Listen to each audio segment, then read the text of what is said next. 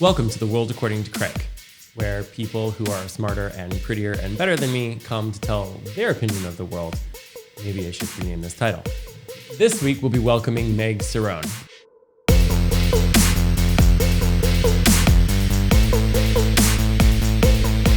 Fitness and motivational extraordinaire who is not only my trainer, but really a fitness pro to the entire world. And we'll be talking about the concept of accountability and love and maybe fitness, but I think that might be a little too on the nose. So thanks for joining us. And thank you for joining us, Meg. Thank you for having me. So like I said, we'll be talking a little bit about what it means to just be accountable in this entire world. But before we get into what you do now and that topic, I want to spend a little bit of time for people to get to know you, and specifically the fact that you are a fabulous former Miss Texas / your title was stripped. You're not wrong. Okay, so you were Miss Texas when? So I started doing pageants in Texas when I was like 14 or 15. You don't have nearly enough Aquanet in your hair for this. I know, right? You move out of Texas, you lose the big fro. And I did pageants there for 3 years. I am a former Miss Texas. 2006 was the year that I was Miss Texas. Okay. And then I moved out to California and was a gay beauty queen. A gay beauty queen, which went over real well in Old Texas. I mean, so super well in South Texas. You can't even tell you. Okay, so so today, I know you and the world knows you from being not just like a fitness influencer, but like literally like this fitness extraordinaire pro to the stars, to everyday people, to like thousands of people online. It's a whole thing, right? Yeah. And you pre-pandemic, you were teaching like 25 classes a week. Yeah, 25 spin classes a week. Which is a lot of spinning. Because like if I do like, what is it, like 10 miles a class, that's 250 miles a week, something like that. It was a lot. What made you get into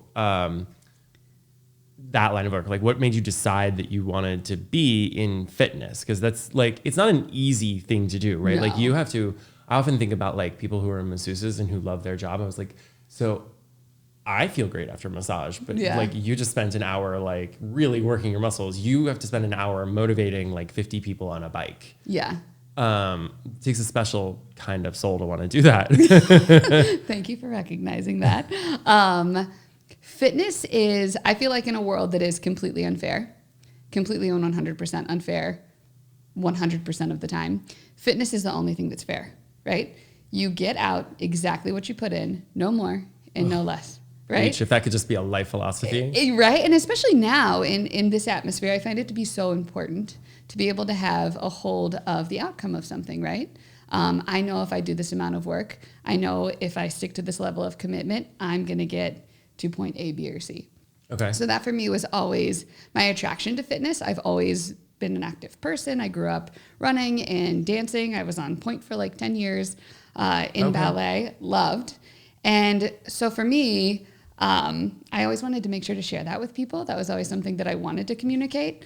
I was in a really bad car accident. You know the story. Yes. And really had to claw my way back. I had pretty much everybody tell me, you're not going to move normally again. You might not look normal. You're going to have all of these limitations in your life. And if you've met me, you know that limitation is not really something that I'm willing to accept. So through exercise, I was able to rehab myself back to a place where I could move and achieve and commit myself to other things again. And as someone who's as determined as I am, I knew that I wouldn't have a problem doing that. But I felt an immediate responsibility to everybody else in the world to communicate that to them. You can do it. So let's take a minute on this. So like, I'm going to unpack this a little bit, right? So we're going to circle back around to this car accident because it's incredible. But there's something, you mentioned something that in this time frame, there's something redemptive about when you get in what you put out, right? Like, because we tell our kids that, I mean, I don't have kids yet, but I will. And I will tell my kids, you get in what you put out. you get out what you put in. But there's something redemptive about that. Like when the whole world feels out of control. I know that if I don't work out in a day, and I don't look like I work out every day because I also eat chocolate, but like if I don't work out in a day, like it's a redemptive time frame, right? That I can just let the world go, and I know what's going to happen, like provided that I don't drop a dumbbell on my head. Exactly. Right. So there's an amazing amount of control there.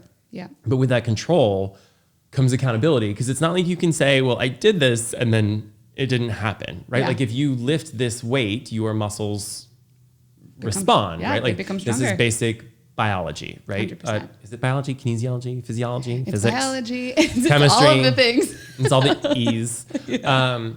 So that begs the question of like, what happens when something is completely out of your control? So, you were 19, and you were at a full stop on Wilshire Boulevard in Los Angeles, and a drunk driver slammed into you going like Full speed.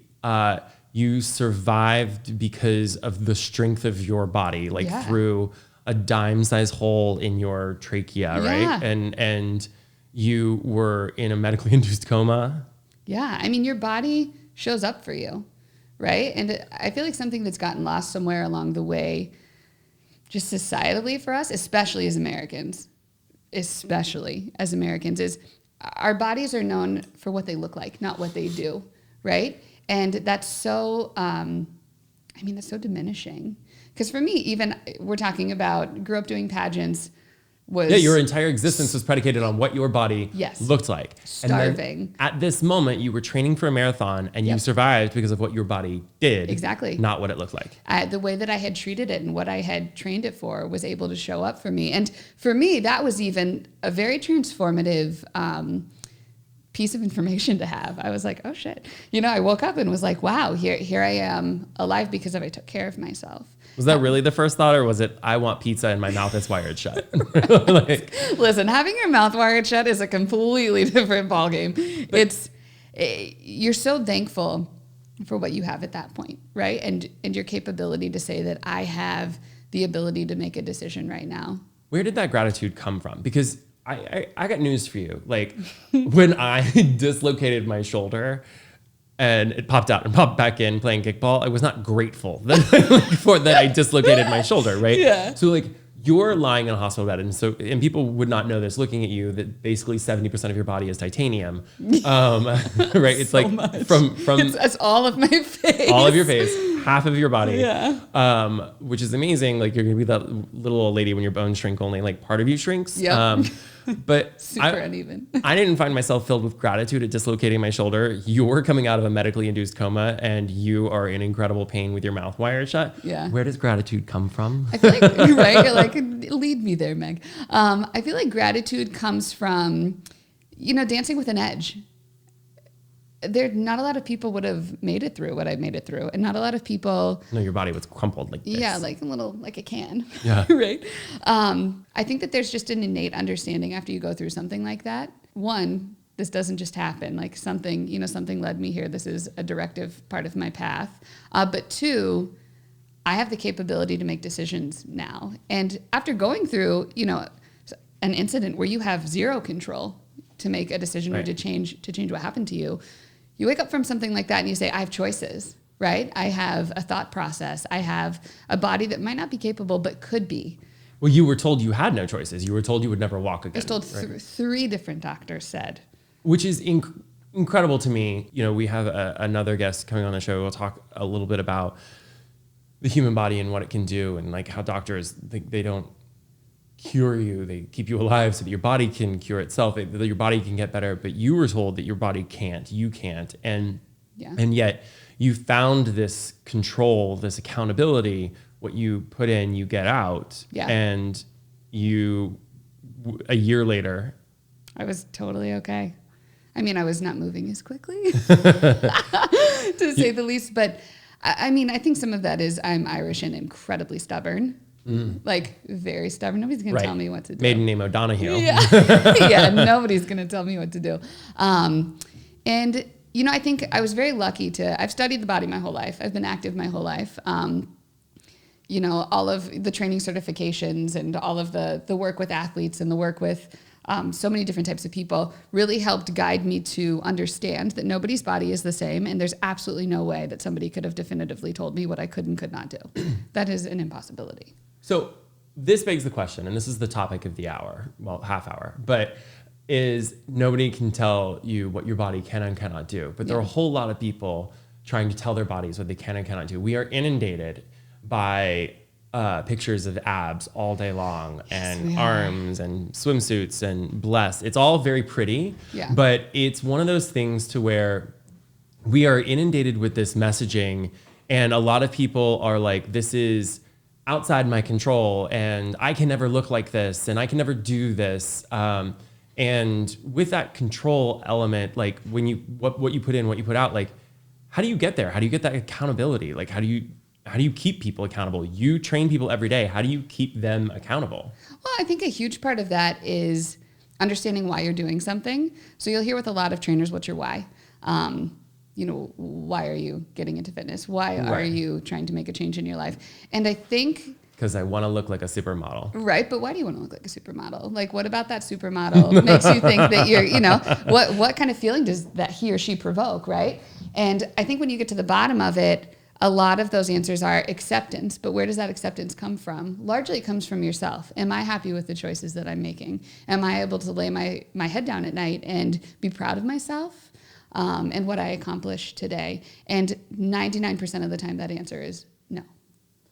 Okay, so basically, if you're unhappy, fitness isn't going to solve that. Is that what you're trying to say? If you're unhappy, fitness is going to solve it, but it's not going to solve it for an Instagram like. It's not going to solve it for, a Facebook comment. It's not going to solve it for any of those things, because something that I always tell people is if your body is functioning, if your body is healthy, it will look good, right? But what does look good actually mean?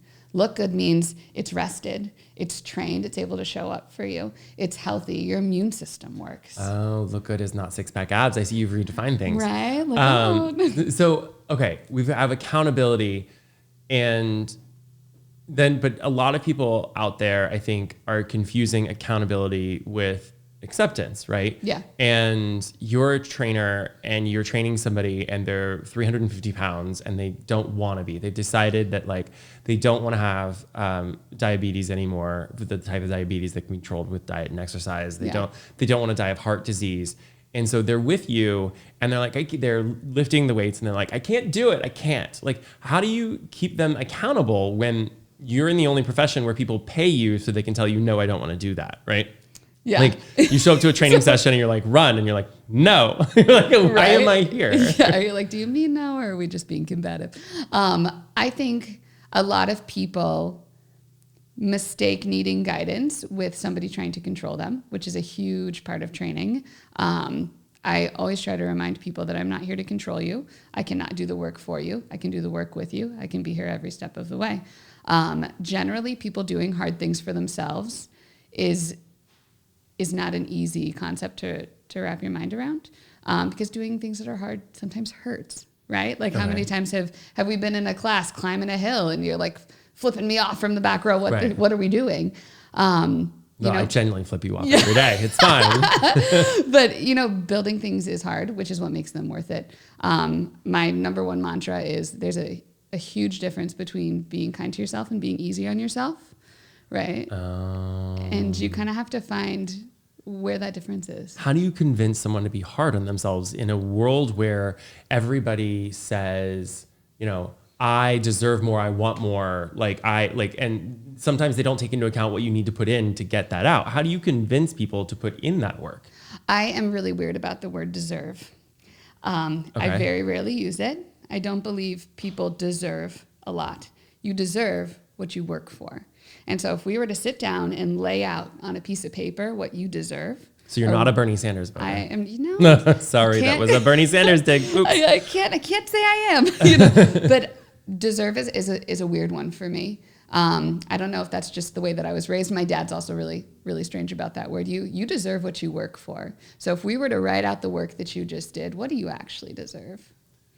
And a lot of the time that will open an eye to, oh, wow, could I be doing more? And if the answer to that is no, if you're 350 pounds and you did a mile walk today, good for you, because you couldn't do more. You tried. You did your best, right? Right. You deserve to feel good about the work that you did. But a lot of people in the physical realm, in the professional realm, whatever it may be, are not doing much to deserve what they think they do.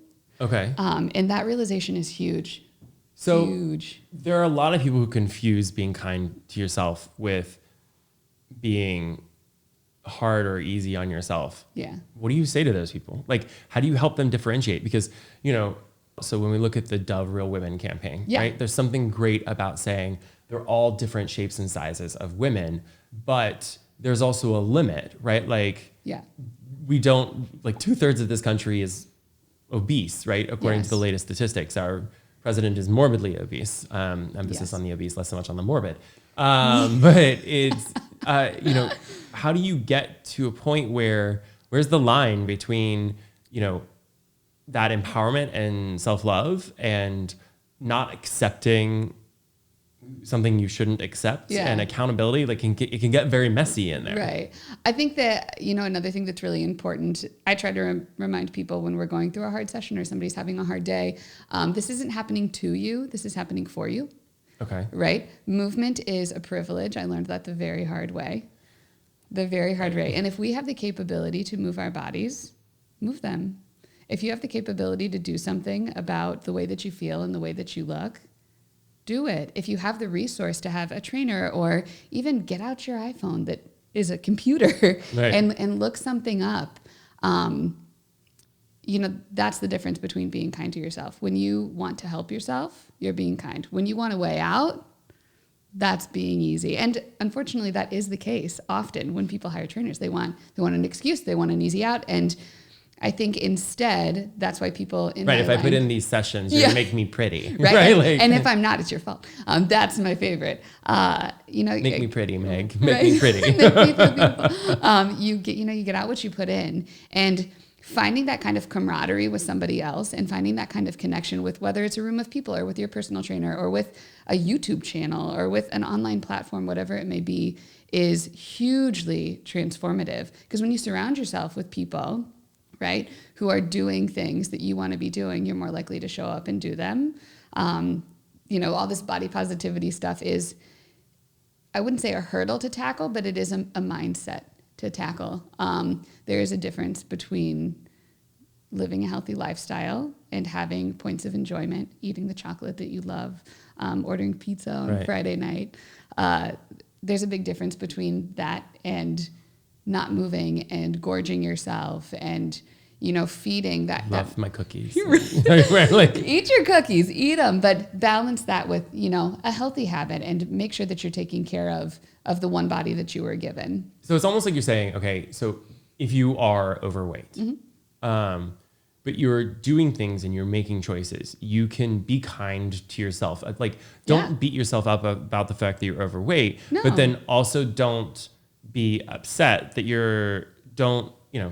don't be like, well, I should be skinnier, and don't be easy on yourself as well. Like, if you get diabetes and they're like, this can be controlled with diet and exercise, and you don't make those choices, Yeah. like, body positivity in that case, like, is different than being positive about Yeah. poor life choices. It's like, be positive about who you are as a person and the choices you make. Absolutely. But poor life choices is accountability. Well, there's a difference between body positivity and negligence. Okay. And that's a huge line that we experience. You get all these, you don't want to fat shame, or you don't want to body shame, or there's something objective about the shell that we live in. Our bodies are our shells. Right. I work out between 1 and 2 hours every single day. I'm one of the most physically strong women that I know. Yeah, I know. You keep running up and down those flights of stairs for like... But I'm not a size 0. I'm a size 6. And I, by no stretch of the imagination, have the perfect body, because I also enjoy cookies and rosé. and rosé and a good muffin. Like, who doesn't? Right. But there's a very fine line between being negligent to yourself and having body positivity, and that's where the line gets a little bit blurred. Yeah, and I wonder if that line is like obesity, but it's somewhere on the side of it, right? But Yeah. it's, the other flip side is if you're not kind to yourself, it can lead to this whole downward spiral in the other direction, right? You just eat more cookies because you're unhappy. Totally. Right? Like at some point you have to like stop and say, okay, I made this decision. Going back to what you said, what you put in is what you get out of it, right? Yep. So I put in a Snickers and I got out an extra pound, right? like Julian put in a whole bag of Snickers and I got out like 3 pounds, right? Like of what you've gained in weight. So what advice do you have for people you're out in the world and it's not just about you, it's about someone you love or you care about. How do you balance kindness and accountability? Can you hold someone accountable for the choices they make? Like for all those people out there who have parents who are sick because they don't live a healthy lifestyle. They sit down with their parents and say, hey, let's go for a walk. Like, can you hold other people in your life that you love accountable and be kind to them at the same time? And how do you do that? Oh, absolutely. So I feel like, again, there's a huge point of connectivity with fitness, I always say, the people around you in my spin class, you remember this. I used to say all the time, what if you were responsible for the person sitting next to you? What would you do right now? I did not ask for that. I signed up for that seat. I did not sign up for the person next to me. Right? Next time I'm going to sign up for that seat and make sure it's empty, so I'm not responsible for anybody. You're like, myself, social distance. Let's go. But what if you were? What if you were responsible for the person next to you getting where they were going? How would you act? You would hold yourself to a different standard, right? If you have a parent, a sister, a brother, a friend who is in obvious need of help, how do you approach them about it? You bring yourself, right? I really enjoy going on walks and I really enjoy your company.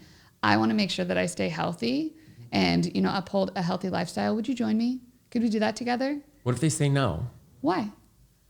I'm asking you for help. I'm asking you to help keep me accountable and the goals that I have. Well, that's interesting because this is new for me, in fairness. Like, this isn't scripted out in advance because I would have, before you said that, I would have thought about, okay, Aunt May, you need to get up and you need to do something. Like, this is unhealthy. You have diabetes, you can be controlled with diet weight, but that all becomes about Aunt May. Yeah. As opposed to, I want you to accompany me on a walk. This is what I need. Then it's not about telling Aunt May what to do. It's not about telling her what she has to do. Mm-hmm. It's what you want for your relationship with Aunt May. Exactly. Well, and that's where accountability comes into the picture, right? Okay. Accountability happens when you trust somebody. Accountability buddies happen when you can be the most raw version of yourself with another person. So if you're that person in someone's life who says, oh, wow, like I'm really concerned about a potential health risk or,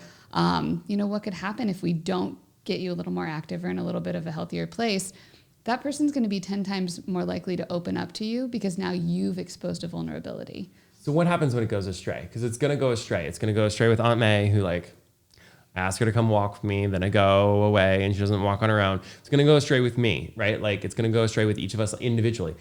What happens when it doesn't work out? I mean, the beautiful part about movement is it's chemically addictive, right? Like, we become so addicted to movement. So replace heroin with movement. Precisely. But if you can get somebody to do something for 3 weeks, a month, 5 weeks, whatever it is, that becomes a habit, right? And we start to recognize, oh, wow, I felt better about myself when I did that, right? Okay. And that's where, it's okay if you pull back a little bit because now maybe Aunt May calls Sister Susan and says, hey, I've been walking. We got a whole family. Aunt May, Sister Susan, Brother Rob. We've got it's a church. Meg fell off. She's being lazy. Can you come walk with me? And that's kind of the trickle effect that we talk about in fitness communities is accountability is having somebody that you can trust to lean on, to motivate, and how that spreads, right? It's kind of the pay it forward mindset, which is awesome. Okay, so when I mess up, what do I say to myself? Like when I mess up? My favorite thing to tell myself about my body is you are never stuck, but that works both ways, right? I'm never stuck in a place where I am unhappy, but I'm also never stuck or in the place where I'm happiest, right? It goes back to you get out what you put in, nothing more and nothing less. It is important to remember that a package of Girl Scout cookies is not going to destroy your life. And if you ate it, wow. maybe the peanut. I mean, the peanut butter ones, the tag-along s'mores. ones, yes. I mean, honestly, we can just keep going. Like I got the peanut butter, Right. all of it. But none of that has the capability to derail you for life. Our bodies are so resilient, absolutely so resilient. So you wake up the next day and you do a run and you have a green smoothie for breakfast. Well, this is something we honestly, if you are overweight and been there, like you have this feeling of like, okay, so I'm overweight, but it's really kind of a profoundly simple thing, which is that like being overweight isn't like cancer, right? It's not permanent, right? Like so fixable. if you work at it, you can reduce and eliminate it, right? It's like, it's almost like we have this problem as a society with putting in the work. Like we've equivocated being kind. We need to be nicer to each other, which we do, but we also need to be more accountable. And then when people are held accountable, they feel like you're not being nice to them. But it's the understanding that saying hard things to people is where, care comes from. If you have something difficult to say to someone, it probably takes a lot of courage to say it, right? It's uncomfortable. You have to like work yourself up to it. I'm just going to tell everyone that they are kind, they are pretty, they are smart, You they are the best. beautiful. Yeah. You are the best. Right? But I mean, that's something that I always try to keep tucked in the back of my mind is if somebody's saying something that is hard to hear, it was probably really hard to say, But how do you know if it comes from a good place versus a bad place? I don't assume people are bad. Okay. Ever. Okay. I think that we've gotten into a really ugly cycle of that. If somebody has something that they need to say to me and it hurts me, my go-to response is help me understand what you mean by that. Because it felt like very hurtful for me to hear da-da-da-da-da. Okay. I'm sure that's not what you meant. Could you help me understand? And then we've opened the floor to understanding where a person's intention is, right? And okay. That's a huge part of fitness is gaining that mental clarity and the confidence to sit back and say, hang on a second. Okay, so basically what you're saying is be thoughtful, take a beat. What you put in, you get out, and do a push-up. Do a push-up every day. I mean, it's kind of profound. You're this inspirational figure in that you were Miss Texas, you were crunched into a tiny ball, you barely survived, you learned to walk again, and now your entire existence is predicated on meeting people at the intersection of showing themselves kindness and keeping them accountable, which is probably the most difficult balancing act that you could possibly imagine. Totally. So basically you like difficult things, right? Yes. I mean, it's incredible advice. I think we could all be a little nicer. I think there's so many, like we could unpack this for hours on end just on the fact that like nobody's coming from a bad place. There's so many different opportunities on that, but I think it's really helpful for people to see. When we sat down and I wanted to talk with you, it wasn't just because you're an amazing trainer. You are. It was not like how to get fit. Like what are the best advices for spring? It's not how to make your body look good. It's literally like, okay, so my body looking good isn't a six-pack abs. It's doing all the things it should do. It's about what your body does, and it's not physical appearance and how it works. Like there's so many pieces of this, but I think what I really was most interested in, which I'm so grateful that you came to talk to us about, which is this concept of, we'll go back to this catchphrase, right? Which is that, there's a difference between being nice and being easy on yourself. Yeah. And it turns out that life is really hard. And if there, Oops. the thing is, life is really, really hard. But the funny thing is, this is the one area where life is hard, and yet you know exactly what you're going to get out on the other end. Yeah, life is hard, but you're really strong, right? So much control in your hands if you just look at it. Yeah, 100% control of everything that you need to ever control. Yourself, your body, your future. I mean, that's empowering. I'm excited because that means I can control a whole lot of things, not like Storm and the weather. I'm not like an X-Men. But thank you for talking to us about just a semblance of control that we all kind of need to feel right now. Just to be honest. Just get something. Just something a little bit that we can be in control of. And the fact that we can do that in a way that makes us better. And I really appreciate you taking the time out and sharing your story with us. Of course. Thank you so much. Yeah, anytime. Well, thanks so much to Meg for joining us on this week's The World According to Craig. Tune in next week as I find someone equally as fascinating, but also probably who didn't nearly die and then come out on the other side. And if we're lucky, maybe Meg will show up again sometime with her beauty crown in place. Thanks for tuning in, and we'll see you next time. Thanks for tuning in to The World According to Craig. It's mostly my opinions, though sometimes I back it by research. I hope to see you again soon. We'll have a new one every week, wherever you can listen to a podcast or watch a video of me talking to someone.